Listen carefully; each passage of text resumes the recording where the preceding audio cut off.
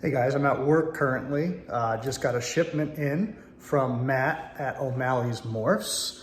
I have opened the box, but we haven't taken the animal out yet. So stay tuned and we're gonna check her out. So hopefully the camera's gonna stay in place here. Hopefully the phone doesn't ring. Oops. So there was a bunch of stickers in there. I took a few of them out already out front.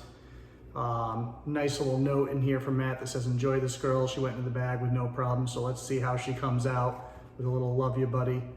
Love you too. You pain in the ass. So packed very well. She's definitely alive because I already, opened it just to see and make sure. I haven't taken her out. So he's got her sealed in here. I got to see if I can get this open. Actually, you know what I'm going to do? I'm just gonna cut the bag because I have a container for her to go in anyway, so I don't need the bag. So we'll go the easier route. And obviously, I'm making sure she can't get to where I have the knife. All right. Hey, sweetheart. Oh, you're a pretty girl. You look pretty angry too. Let's just get this whole thing cut off here. Bear with me, guys. It's the fun thing about these unboxing videos. It's always a pain in the ass getting into these, so we're just gonna take the whole top of the shooting match off here. We'll have to see. So I was talking to Matt yesterday.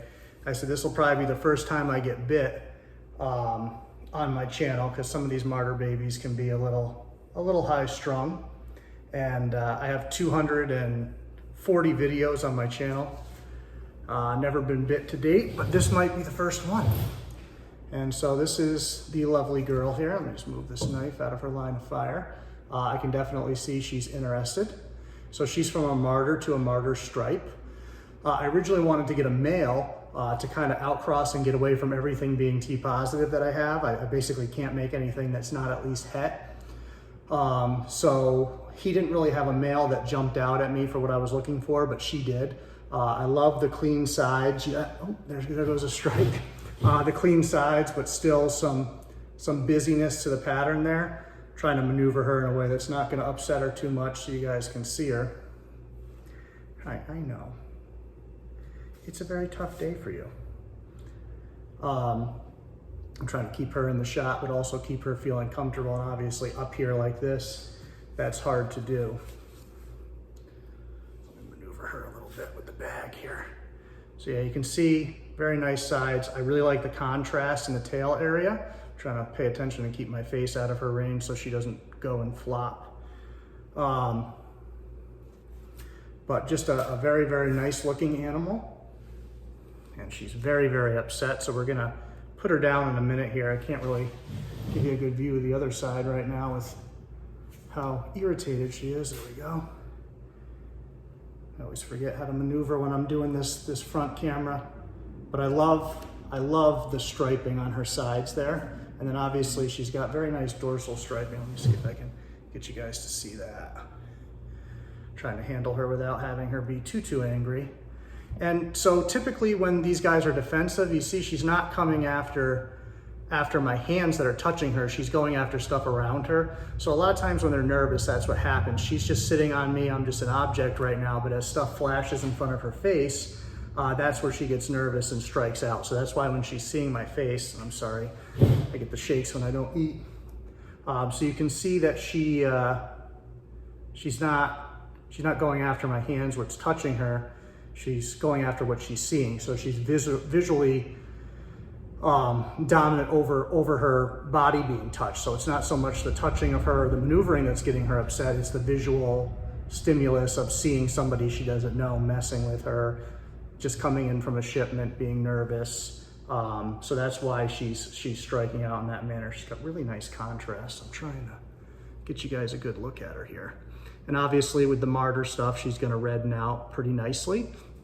Her parents are quite nice. I'll have to see if I can get some pictures from Matt that I can throw up on this video. So I will contact him shortly. He's already messaged me to see how she's doing. But yeah, you can see touching her, maneuvering her is not making her lash out at all.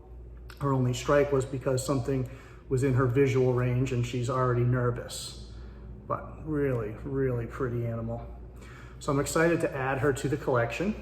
I don't know 100% yet what pairing I will do with her for the first time. I'll kind of play it by ear and see what we want to develop. It could very well be that I hatch something this year from my GoldenEye clutch, a male that I really like and want to go something like that and put the GoldenEye into the Martyr stuff. But I've wanted to get Martyr into my bloodlines for some time now. And this felt like the right opportunity. You get to support an awesome person. Not that Kevin is not awesome, because he is.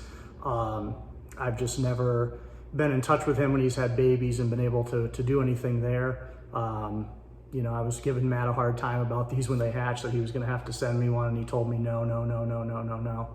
But here she is. Oh, I love this side of her too.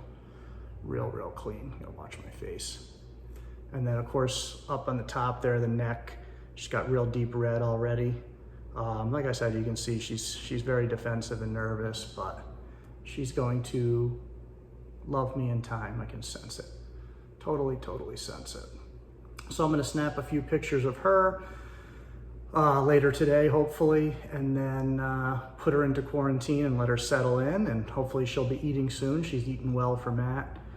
She hasn't had frozen thawed yet, but I'm pretty sure, especially given her defensive nature, that'll be pretty easy to get her to take frozen thawed with maybe a little teasing if that's even required. But let me know in the comments what you guys think of her.